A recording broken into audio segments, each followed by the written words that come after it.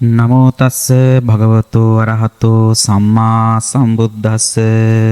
අද දවසේ අපි සාකච්ඡා කරන්න බලාපොරොත්තු වන්නේ කාමාවචර සිත් 54ට ඇතුළත් වෙලා තියෙන අකුසල් සිත් 12 ලෝභ මූල සිත් 8 පිළිබඳව අපි සාකච්ඡා කරා.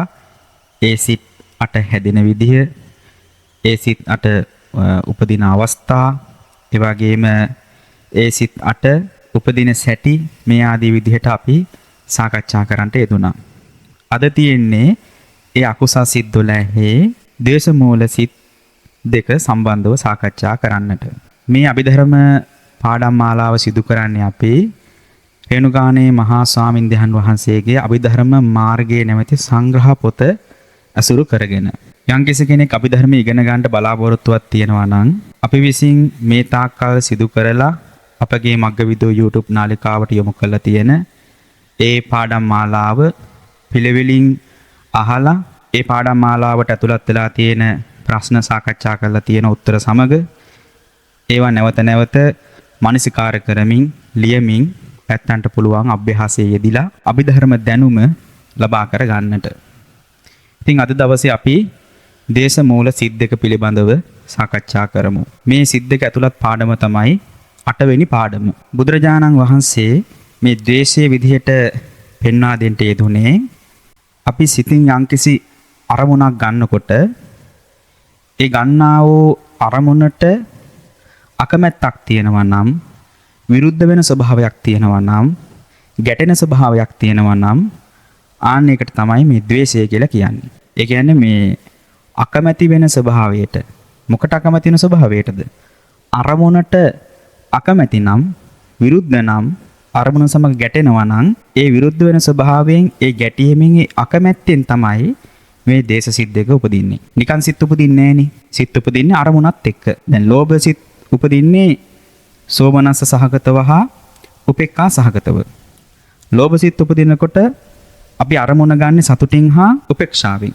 හැබැයි දේශ සිත් 2 උපදින්නේ දෝමනස්සයෙන්ම පමණයි. දෝමනස්සයෙන්ම පමණයි කියලා කියන්නේ අපි ගන්නාව අරමුණට විරුද්ධ වෙන ස්වභාවය, අකමැති වෙන ස්වභාවය. දැන් මේ පොතේ දක්වලා තියෙනවා දේශය යනු සිතින් ගන්නා වූ අරමුණ කෙරේ ඇතිවෙන විරුද්ධ ස්වභාවය, අරමුණට නොකමැති වෙන ස්වභාවය, කෝපය, තරහව, වෛරය, අප්‍රියාව, නොසතුට යන වචන වලින් මේ ද්වේෂය විදිහට මේ පොතේ පෙන්වා දීලා තියෙනවා. මේ ද්වේෂය කියන එක, එහෙම නැත්නම් මේ දෝමනස්සය කියන එක කිසිම අවස්ථාවක සෝමනස්සයෙන්, උපේක්ෂාවෙන් යුක්ත වෙන්නේ නැහැ. දැන් ලෝභ අරමුණ වේදනාව වශයෙන් බෙදෙනකොට දෙආකාර වශයෙන් බෙදුණානේ. දෝමනස්සය එහෙම වෙදෙන්නේ නැහැ. දෝමනස්සයේ තියෙන්නේ එක වේදනාවයි. ඒ වේදනාව තමයි දෝමනස්ස වේදනාව. දැන් මේ ද්වේෂය ඇති වෙන සිත් 2ක් මේ අභිධර්ම මාර්ගයේ පෙන්වා දීලා තියෙනවා. ඒ සිත් 2 තමයි දෝමනස්ස සහගත පටිඝ සම්පයුත් අසංකාරික සිත, දෝමනස්ස සහගත පටිඝ සම්පයුත් සසංකාරික සිත. මේ සිත් 2කින් තමයි අපි තුල ද්වේෂය ඇති වෙන්නේ. නිකන් ද්වේෂය ඇති වෙන්නේ නැහැ. බාහිර නානා අරමුණු මුල් කරගෙන මේ ද්වේෂ සිත් උපදින්නේ. එතකොට මම නැවත ඔයත්තන්ට සිහිපත් කරන්නේ අරමුණට අකමැති වෙන, විරුද්ධ වෙන ස්වභාවය තමයි මේ ද්වේෂය කියලා කියන්නේ. දැන් පළවෙනි සිත බලමු අපි. දෝමනස්ස සහගත පටිඝ සම්පයුත් අසංකාරික සිත. දෝමනස්ස සහගත. ඒ ද්වේෂයෙන් යුක්තයි. ද්වේෂය කිසි කල්ලි සෝමනස්ස සහගත, උපේක්ඛා සහගත වෙන්නේ නැහැ. එහෙනම් දෝමනස්ස සහගතයි. ඒ කියන්නේ ද්වේෂයෙන් යුක්තයි. පටිඝ සම්පයුත්තයි කියලා කියන්නේ අරමුණේ ගැටෙන ස්වභාවය, අරමුණට අකමැති වෙන ස්වභාවය, අරමුණට විරුද්ධ වෙන ස්වභාවය. අසංකාරිකයි කියලා කියන්නේ අපි කල්නොත් ඉගෙන ගත්තා. තව කෙනෙක්ගේ මෙහෙයවීමක් නැතුව තමම කරනවා නම් ඒක අසංකාරිකයි. එහෙනම් යම්කිසි කෙනෙක් ද්වේෂය මුල් කරගෙන අරමුණ සමග ගැටෙමින් තව කෙනෙක්ගේ මෙහෙයවීමක් නැතුව, අපි උදාහරණයකින් සාකච්ඡා කරොත් ප්‍රාණඝාතය කරනකොට, ඒ ප්‍රාණඝාතය කරන වෙලාවේදී ආන්නේ කෙනා තුල උපදින්නේ මොකද්ද? දෝමනස්ස සහගත පටිඝ සම්පයුත්ත අසංකාරික සිත. ඒ වගේම ද්වේෂයෙන් යුක්තව, දෝමනස්ස සහගතව අරමුණ සමග ගැටෙමින්, ඒ කියන්නේ ප්‍රාණඝාතයේ අකුසල කර්මපතේ සිද්ධ කරනකොට ඒ අරමුණ සමග ගැටෙමින් තව කෙනෙක්ගේ මෙහෙයවීමකින් ඒ ප්‍රාණඝාත අකුසල කර්මය සිද්ධ කරනකොට ආන්නේ වෙලාවේදී කෙනා තුළ ඇති වෙන සිත තමයි දෝමනස්ස සහගත පටිඝ සම්පයුත්ත සසංකාරික සිත. දැන් මේ පොතේ දක්වලා තියෙනවා කෙනෙකුගේ මෙහෙයවීමක් නැතුව තමාගේ ඕනෑකමින් ප්‍රාණඝාතය කිරීමේදී පළමුවන සිත ඇති වේ. මෙහෙයවීමකින් ප්‍රාණඝාතය කිරීමේදී දෙවෙනි සිත ඇති වේ කියලා දක්වලා තියෙනවා. ඒක තමයි මම කලින් විස්තර සහිතව ඔයයන්ට කියලා දුන්නේ. මේ දේශසිත දෙක උපදින විදිහ. අපි තවත් ඉදිරියට මේක සාකච්ඡා කරමු. දැන් මේ පොතේ දක්වනවා ක්‍රීඩා පිණිස සිනහවෙන් සතුන් මරණ කල්ලි ඇතිවෙන්නේද දේශමූල සිත්ය. එබඳු අවස්ථාවල ඇතිවන ද්වේෂය සියුම්ය. තමාට හානියක් කරන්නට එන සතුරෙකු මැරීමේදී ඇතිවන ද්වේෂය රෞද්‍රය. ක්‍රීඩා පිණිස සිනහවෙන් සතුන් මරණ කල්ලි ද්වේෂය නැතේයි වරදවා නොගත යුතුය. මේක හරි වැදගත් කාරණාවක්. දැන් ක්‍රීඩා පිණිස සිනහවෙන් සතුන් මරනකොට කෙනෙකුට හිතෙන්න පුළුවන් එතන ලෝභසිතක් උපදිනවා කියලා. නෑ.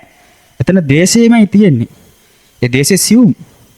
දේශය කියන්නේ අපිට හරි අමාරුයි අඳුන ගන්නට. දේශය වංචනිකව අපි තුලට පැමිණෙනවා. දේශය වංචනිකව ඇති වෙන විදිහ සම්බන්ධව වංචනික ධර්ම පොතේ බොහොම ලස්සනට පැහැදිලි කරලා තියෙනවා. නැත්තන්ට පුළුවන් මේ පොත කියවලා මේ දේශය කොහොමද වංචනිකව ඇති වෙන්නේ කියලා ඉගෙන ගන්නට දැනගන්න. හරි සියුම්ම මේ දේශය අපි තුල ඇති වෙනවා. දැන් සෝතාපන්න ඵලයටපත් වෙච්ච කෙනා තුලත් දේශය ඇති වෙනවා. දේශය කියන්නේ පටිඝයනේ. තරහව ඇති වෙනවා.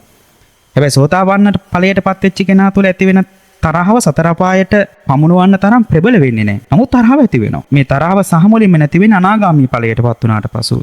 අරහත් ඵලයෙන් කොහොමද සීල කෙලසුම් ප්‍රහීන වෙනවනේ. එහෙනම් මේ දේශය කියන එක හරි සියුම්ම අපි තුලට රිංග ගන්නවා. හරි අමාරුයි මේ දේශය අඳුන ගන්නට. ඍජු වෙන දේශය තියෙනවා, වක්‍රව වටෙන් එන දේශය තියෙනවා. යමෙක් යම්කිසි දෙයකට අකමැති නම් විරුද්ධ නම් එතන ඒකාන්තයෙන්ම දේශය තියෙනවා. දැන් මේ කීඩා පිණිස සිනහවෙන් සතුන් මරනකොට එතන මේ සමහර කෙනෙකුට ලෝභය ඇති වෙනවා කියලා හිතෙන්න පුළුවන් නෑ. එතන දේශයම ඇති වෙන්නේ.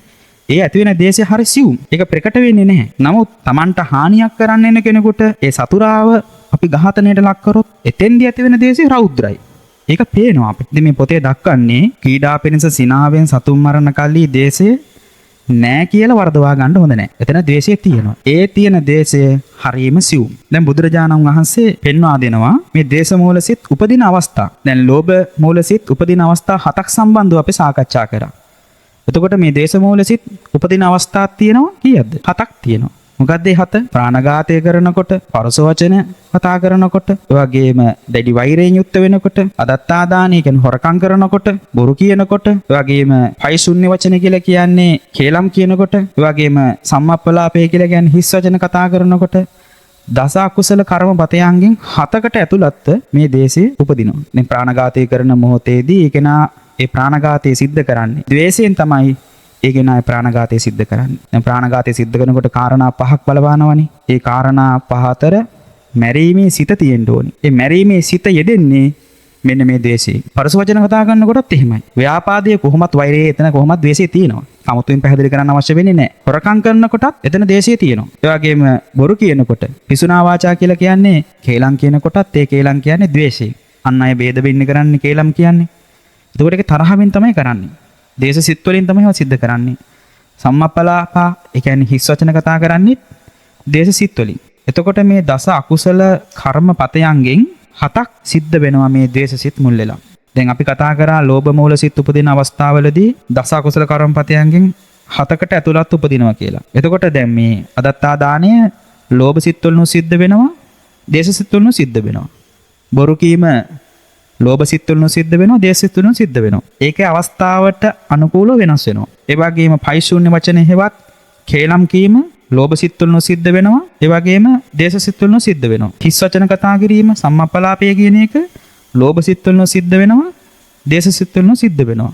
දේශ සිත් මුල් වෙලා සිදුවෙන දස අකුසල කර්මපත 10න් මෙන්න මේ 7න් වැළකීලා ඉන්න පුළුවන් නම් ඒ කෙනාට පුළුවන් දුගතියට නොමැටෙන්න. ඒ කෙනාගේ හදවත පිරිසුදු භාවයට පත් කර ගන්න පුළුවන්. ද්වේෂයට ප්‍රතිවිරුද්ධ කුසලයේ තමයි මෛත්‍රිය කියලා කියන්නේ. එහෙනම් මේ ද්වේෂය යටපත් කරන්න පුළුවන්කම තියෙන්නේ මෛත්‍රී වඩන කෙනාට. කාටද බැරි මේ මෛත්‍රී වඩන්න? ඕනම කෙනෙකුට පුළුවන්. ද්වේෂය වෙනුවට, තරහ වෙනුවට ඔබේ හදසන්තානේ මෛත්‍රිය ඇති කර ගන්නකෝ. ඒක ලස්සනයි. ඒ මෛත්‍රී සිතට කවුරුත් කැමති. මෛත්‍රී සහගත කෙනා කවුරුත් කැමති අසුරු කරන්න. ඒක ඒ කෙනාගේ මෙලොව ජීවිතයට හොඳයි, පරලොව ජීවිතයට හොඳයි, තමන්ට හොඳයි, අනුන්ට හොඳයි, නිවනටත් හොඳයි. නිසා මෛත්‍රියම දිනු කරන්න ඕනි. අමාරුයි තමයි. අමාරුවෙන් නවුදු මේ මෛත්‍රිය දිනු කරොත් ආන්නේ කෙනා තුළ ඇති වෙන මේ ද්වේෂය යටපත් කරන්න පුළුවන්. ඉන් ඔබට ගිහිල්ලා විපස්සනා වඩනකොට මේ ද්වේෂය සහ මුලින්ම අනාගාමී ඵලයටපත් වෙනකොට ප්‍රහීන කරන්න පුළුවන්කම ලැබෙනවා. ඒ නිසා ද්වේෂය වෙනුවට අපි කවුරුත් මෛත්‍රියම දියුණු කරන්නට උත්සාහවන්ත වෙන්න ඕනි. දැන් අපේ මහ බෝසතාණන් වහන්සේ වෙස්සන්තරාත්ම භාවයේදී තමන්ගේ දරුවෝ දෙන්න දන් දෙනවනේ. ඒ තමන්ගේ දරුවෝ දෙන්න දන් දෙනකොට ජාලිය කිසදිනා ජූජක බමුණ ඒ අවස්ථාවේදීම දරුවෝ දෙන්නට පහර දෙනවා. බෝසතාණන් වහන්සේ ද්වේෂ සිතින් තමන්ගේ කඩුව දිහා බලනවා. ඒ මොහොතේදී තමන්ගේ හිත හැකිලෙනවා. කොහොමද හැකිලෙන්නේ? ද්වේෂයෙන් හැකිලෙන්නේ. ධාර ප්‍රේමය නිසා තමයි මේ විදිහට ද්වේෂය ඇති වෙන්නේ. නමුත් නැවත ඒක යථා තත්ත්වයටපත් කරගන්නවා. මං දන් දුන්නේ බුද්ධකාරක ධර්ම පුරන්ට. යථා ස්වභාවයටපත් වුණාට ද්වේෂය ඇති වෙලා ඉවරයි. ඒ කියන්නේ ද්වේෂයේ නැමැති අකුසල සංස්කාරය ඉපදිලා අවසන්. ඒ නිසා තමයි එදා අසතු බෝධිය මුලදී බුද්ධ රාජ්‍යයත්පත් කර ගන්නකොට අපේ මහා බෝසතාණන් වහන්සේට ඒ ඇතිවෙච්ච ද්වේෂ සිත නිසා විපාකයේ විදිහට දසබිම්බරක් මාරසේනා පැමුණුනි. බලන්න මේ ද්වේෂය අපේ නිවන කොයිතරම්නම් පස්සරතර දානවද කියලා. අපේ මහා බෝසතාණන් වහන්සේ සමග දේවදත්ත තෙරුන් වහන්සේ ඉස්සෙල්ලාම වෛර පටන් ගන්න සේරිවාණ ජාතිකයේදී. ඔබ දන්න මේ කතාව.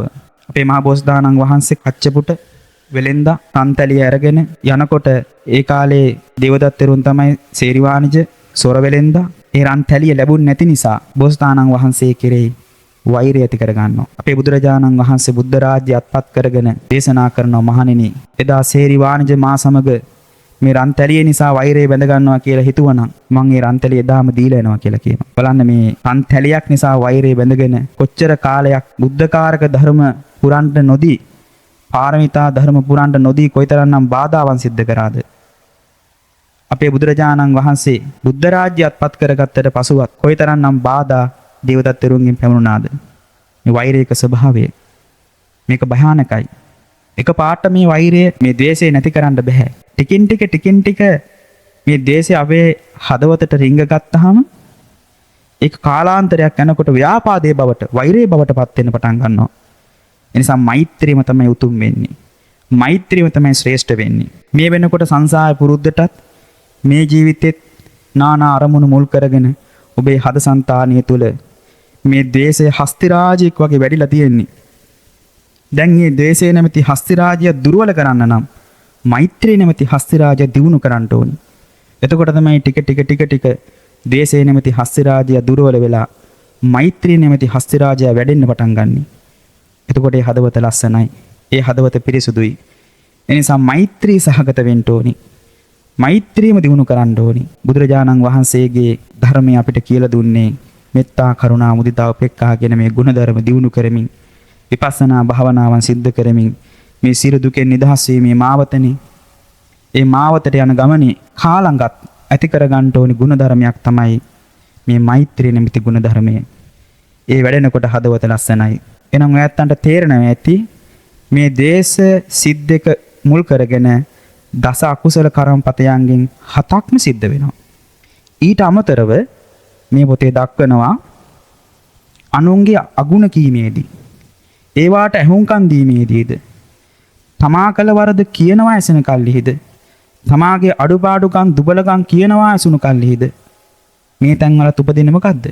දේශය උපදින්නේ. අනුන්ගේ අගුණ කියනකොට අපිට දේශයක් ඇති වෙනවා. ඒවට ඇහුම්කන් දෙනකොට දේශය ඇති වෙනවා. තමන්ගේ වරදක් පෙන්වා දෙනකොට, අඩුපාඩුවක් පෙන්වා දෙනකොට, තමන්ගේ දුබලකමක් පෙන්වා දෙනකොට ඒක පිළිගන්න අකමැති නම් එතන දේශය ඇති වෙනවා. ඒ වගේම සේවකාදීන් අකීකරු වෙනකොට දේශය ඇති වෙනවා. ඒ වගේම අනුන් වරද කරනවා දකින්නකොට එතනත් දේශය ඇති වෙනවා. අනුන් වරද කරනු ඇතයි කියලා සිතනකොට, ඒ කියන්නේ තව කෙනෙක් වරදක් කරයි කියලා හිතනකොට එතනත් දේශය ඇති වෙනවා. එහෙනම් මේ දේශය කියලා කියන්නේ අරමුණට තියෙන අකමැති ස්වභාවයමයි. අරමුණට තියෙන විරුද්ධ ස්වභාවයමයි. තම ආදරයෙන් පරිස්සම් කරන දේවල් අනුන් අතපත ගන්නවා දකින්නකොට, ඒවට තව කෙනෙක් ඇලුම් කරනකොට, ඒවා ඉල්ලනකොට, ඉල්ලලා දෙන්න නැති වෙනකොට, අනුන්ගෙන් තමා ඉල්ලන දෙයක් ආපහු නැවත දෙන්න නැති වෙනකොට, තමා කියන වැඩක් අනුන් කරන්න නැති වුණාම, ඒ වගේම තමාගේ කීම අන් අය පිළිගන්නේ නැති වුණාම, අනුන් තමාට සතුරුකම් කරනකොට මේ හැම තැනම උපදින්නේ මොකද්ද?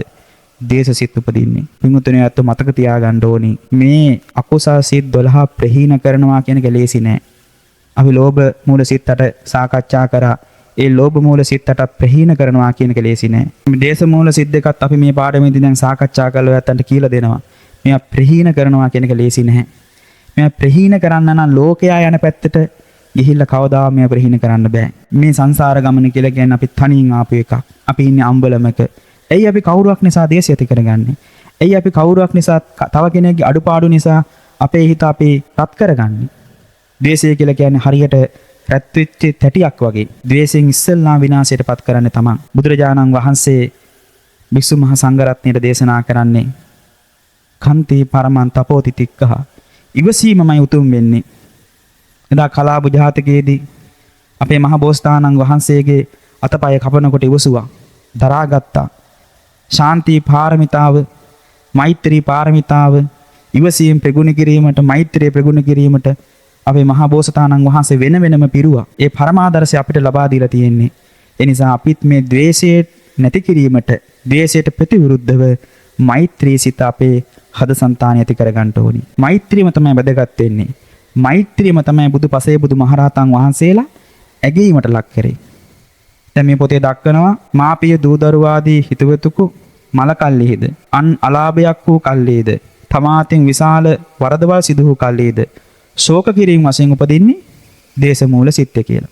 ඒ කියන්නේ මේ ශෝකය ඇඬීම කඳුළු දුකනේ. ඒ ශෝකය කියලා කියන්නේ දේශය තමයි. ශෝකය ඇති වෙන්නේ අපි අරමුණට අකමැති නිසා. දැන් අපේ සමීපතෙක් මැරුණාම අපි ඒකට අකමැති. ඒ නිසා අපි අඬනවා. එහෙනම් ඇඬීම කියලා කියන්නේ එතන උපදින්නේ දේශය. අපි ශෝක කරනවා. ඒ ශෝකය කියලා කියන්නේ ද්වේෂය. එහෙනම් දැන් මල ගෙදරක අපි අඬනවා කියලා කියන්නේ එතන අපි තුල උපදින ද්වේෂය. මොකද අරමුණට අකමැති ස්වභාවයනේ ද්වේෂය කියලා කියන්නේ. එහෙනම් අපේ සමීපතෙක් මැරෙනවට අපි කැමති නැහැ. ඒ නිසා එතන උපදින ද්වේෂය. ඉතින් මේ අනියත විපාක ලබා දෙන මේ විදිහට මේ ද්වේෂය ඇති වෙන එක අපිට දුරු කරන්න අමාරුයි. නමුත් අපි දුරු කරන්න වෙහෙස වෙන්න ඕනේ. දැන් විසාකාවගේ මිනිබිරියක් මරණයටපත් වෙනවනේ. අඬාගෙන යනවනේ බුදුරජාණන් වහන්සේ ළඟට. භාගතුන් වහන්සේ ළඟට ගියාට පස්සේ භාගතුන් වහන්සේ දේශනා කරන්නේ මොකද්ද? සබ්බම් පරවසන් දුක්ඛං. අනුන්ගේ වසඟේ තියෙන හැමදේම දුකක්. සබ්බං ඉස්සරියං සුඛං. විසාකාවනේ තමන්ගේ වසඟේ තියාගන්න පුළුවන් නම් මෙන්න මේ දේවල් සැපයක් කියලා කිව්වා. මොකද්ද? මෙත්තා කරුණා මුදිතා උපේක්ඛා. බලන්න බුදුරජාණන් වහන්සේගේ අනුශාසනාව කොතරම්නම් වටිනවද? සෝතාපන්න ඵලයටපත් වෙච්ච කෙනාටත් මේ දුක ශෝකේ ඇති වෙනවා. නමුත් ඔයත් මතක තියාගන්න ඕන දෙයක් තමයි මේ පාඩමේදී ඇඬීම කඳුළු ශෝකය කියලා කියන්නේම ඒ තැන්වල උපදින්නේ දේශය. හැබැයි ඒවා විපාක දීම නියත නැහැ, අනියතයි.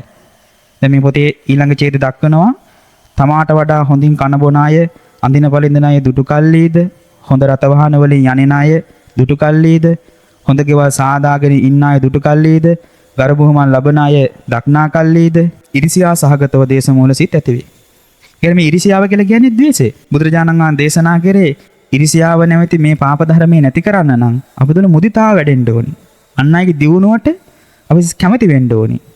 ඒක ලෞකික දියුණුව වේවා, ලෝකෝත්තර දියුණුව වේවා, තව කෙනෙක් සතුටින් ඉන්නවා නම් ඇඳලා පැළඳලා අපි ඒකට සතුටු වෙන්න ඕනි. කෙනෙක් කාලා බීලා ඇඳලා පැළඳලා ඉන්නේ පෙර සංසාරේ දීපු දානෙ නිසායි අපි අනුන්ගේ දේවල් වලට ඉරිසියා කරන්නේ. යම් කෙනෙක් තුල ඉරිසියාව ඇති වෙනවා කියලා කියන්නේ එතන තියෙන ද්වේෂයමයි. එහෙනම් මේ ඉරිසියාව කියන්නේ ද්වේෂය. නැත්නම් ඉරිසියා කරන්න එපා. ඉරිසියාව අපිට වැඩක් වෙන්නේ නැහැ. ඉරිසියා කරන කෙනාට කවදාවත් දිනුවටපත් වෙන්න බෑ. ඉරිසියා කළා මොනව ලබා ගන්නද?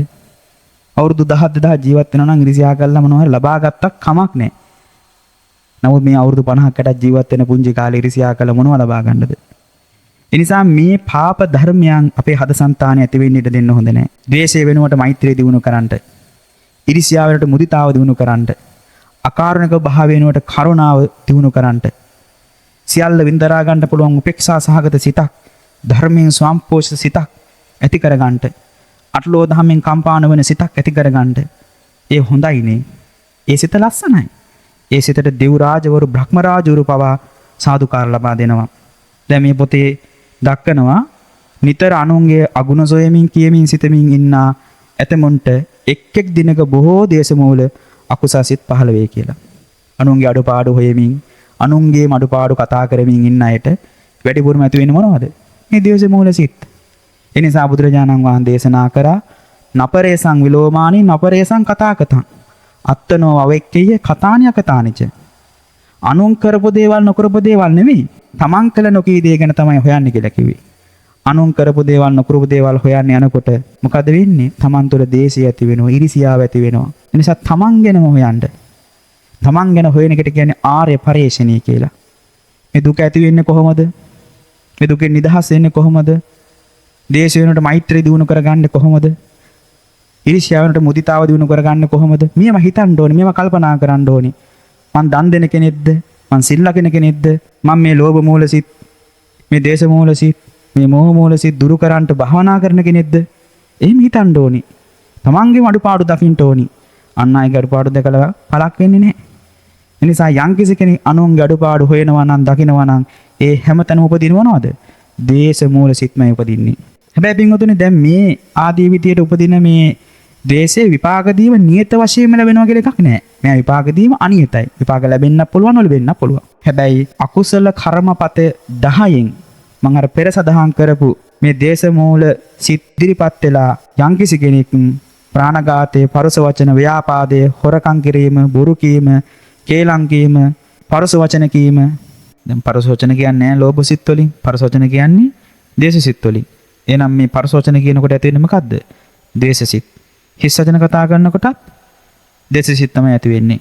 එහෙනම් ඔයත් තේරුම් ගන්න ඕනි මේ දස අකුසල කර්මපත 10න් 7කට ඇතුළත් වෙලා මේ දේශ සිත් උපදිනවා. දේශ සිත් වලින් මේ අකුසල කර්මපත 7 සිද්ධ කරොත්, ඒ කියන්නේ ප්‍රාණඝාතයේ, පරුස වචන කීම, ව්‍යාපාදයේ, ඒ වගේම අදත්තාදානයේ, මුසාවාදයේ, ආයුෂණ වචන හේවත්, කේලම් කීම, ඒ වගේම සම්මාපලායවත් හිස් වචන කතා කිරීම, මේ අකුසල කර්මපත සිද්ධ වුණොත් ඒ ගනාට සිද්ධ වෙනවා කායස බේදා පරම්මරණා අපායන් දුක්ගතින් විනිපාතා නිරයන් උප්පජ්ජති කියන ආකාරයට කය බිඳිලා ගිහිල්ලා සතර පාය උපදින්න. බොහෝ කාලයක් සතර පාය දුක් විඳලා මනුස්ස ලෝකයට ආවට පස්සේ අබල දුබලකම් ඇතුව තමන්ගේ ජීවිතේ බොහෝ අඩුපාඩු ඇතුව උප්පත්තිය ලබන්න සිද්ධ වෙනවා. ඒ නිසා නියත වශයෙන් විපාක දෙන මේ අකුසල කර්මපත 7වත්, අනියත වශයෙන් විපාක දෙන බොහෝ නානා දේශ අරමුණුවත් අපේ හද సంతානේ ඇති කරගන්නේ නැතුව අපේ හදවත පිරිසුදු භාවයට පත් කරගන්න ඔබ උත්සාහවන්ත වෙන්න ඕනේ. ඒ සඳහාම තමයි මේ පාඩම් අපි ඔයත්තන්ට කියලා දෙන්නේ. මේ පාඩම් නැවත නැවත අහලා ඉගෙනගෙන අපේ චිත්තාභ්‍යන්තරේ පිරිසුදු කරගෙන යහපත් කෙනෙක් විදිහට, ආමිෂයෙන් ප්‍රතිපත්තියෙන් වැඩුණු කෙනෙක් විදිහට ජීවත් වෙන්න උත්සාහ කරත්වා කියලා මම ආශිර්වාද කරනවා, ප්‍රාර්ථනා කරනවා. අපි ඊළඟට මේ පාඩමට අදාළ ප්‍රශ්න 8 සාකච්ඡා කරමු. ද්වේෂය යනු කුමක්ද? පළවෙනි ප්‍රශ්නය. ද්වේෂය කියලා කියන්නේ අරමුණට විරුද්ධ වෙන ස්වභාවය. අරමුණට අකමැති වෙන ස්වභාවයට කෝපය, තරහව, වෛරය, අප්‍රියාව වගේ වචන වලින් මේ ද්වේෂය හඳුන්ලා තියෙනවා. එහෙනම් නැත්තන්ට මේ ප්‍රශ්නට උත්තරේ පැහැදිලි. දෙවෙනි ප්‍රශ්නය. දේශ මූල සිත වේදනා කීයකින් යුක්ත වෙනවද? දේශ මූල සිත වේදනා වශයෙන් බෙදෙන්නේ නැහැ. තුන්වෙනි ප්‍රශ්නේ. ශෝකය යනු කුමක්ද? ශෝකය කියලා කියන්නේ දේශයටම කියන නමක්. ඒක අපි පාඩමේදී සාකච්ඡා කරා. හතරවෙනි ප්‍රශ්නය. දේශ මූල සිත් වලින් සිදුවේ හැකි අකුසල කර්මපතයෝ කවුරුද? ප්‍රාණඝාතයේ, පරුස වචනයේ, ව්‍යාපාදයේ, අදත්තාදානයේ, මුසාවාදයේ, ඒ වගේම පයිශුන්නේ හේවත් කේලම් කීම, ඒ වගේම හිස් වචන කතා කිරීම. ඔය හත තමයි සිද්ධ වෙන්නේ. පස්වෙනි ප්‍රශ්නය. අනුන්ගේ දොස් කීමේදී ඇතිවෙන සිත කුමක්ද? අනුන්ගේ දොස් කීමේදී ඇතිවෙන්නේ දෝමනස සහගත, පටිඝ සම්පයුක්ත, අසංකාරික සිත. තව කෙනෙක්ගේ මෙහෙයවීමෙන් නෙවෙන්නේ අනුන්ගේ දොස් කියන්නේ. තමන්ම හිතලා කියනකොට පළවෙනි සිත තමයි ඇති වෙන්නේ. හයවෙනි ප්‍රශ්නය. ශෝක කිරීමේදී ඇතිවෙන සිත කුමක්ද? ඒත් ඒ සිතමයි. දෝමනස සහගත, පටිඝ සම්පයුක්ත, අසංකාරික සිත. හත්වෙනි ප්‍රශ්නය. දවසේ බොහෝ දේශ මූල සිත් ඇතිවී හැක්කේ කෙබඳු අයටද? පාඩම අපි සාකච්ඡා කරා. නිතර නිතර අනුන්ගේ අගුණ සොයමින් කියමින් සිතමින් ඉන්න අයට තමයි වැඩිපුරම මේ දේශ මූල සිත් ඇති වෙන්නේ. දැන් එකටත් උත්තරේ හරි. අන්තිම ප්‍රශ්නේ 8වෙනි ප්‍රශ්නය. යමක් ඉල්ලන්නට ආ තැනැත්තාට කරදරයෙන් නිදහස් වීම පිණිස යමක් දෙන කල්ලි ඇතිවිය හැකි සිත කවරේද? තව කෙනෙක් නිසා ඒක ඇති වෙන බැවින් එතන ඇති වෙන්නේ දෝමනස සහගත, පටිඝ සම්පයුක්ත, සසංකාරික සිත. යමක් ඉල්ලන්නට ආපු තැනත්තාට ඒ කරදරෙන් නිදහස් වෙන්නට යමක් දෙනවා නම් එතන පිනක් සිද්ධ වෙනවා කියලා හිතන්න එපා. එතන තියෙන්නේ මොකද්ද? කරදරෙන් නිදහස් වීමේ බලාපොරොත්තුව. ඒකට අකමැත්තෙන් දන් දෙන්නේ. අකමැත්තෙන් දන් දෙන්න නිසා එතන ඇති වෙන්නේම ද්වේෂය. ඒ ද්වේෂය තව කෙනෙක් නිසා ඇති වුණු නිසා එතන ඇති වෙන්නේ දෝමනස්ස සහගත පටික සම්පයුක්ත සසංකාරික සිත. එහෙනම් ඔන්න ප්‍රශ්නටත් අපි උත්තර කියලා දුන්නා. මේක නැවත නැවත අහලා හැමදෙනාම මේ ගැඹුරු ධර්මය ඉගෙන ගනිත්වා කියලා මම ප්‍රාර්ථනා කරනවා. හැමදෙනාටම තෙරුවන් සරණයි. සුවපත් වේවා.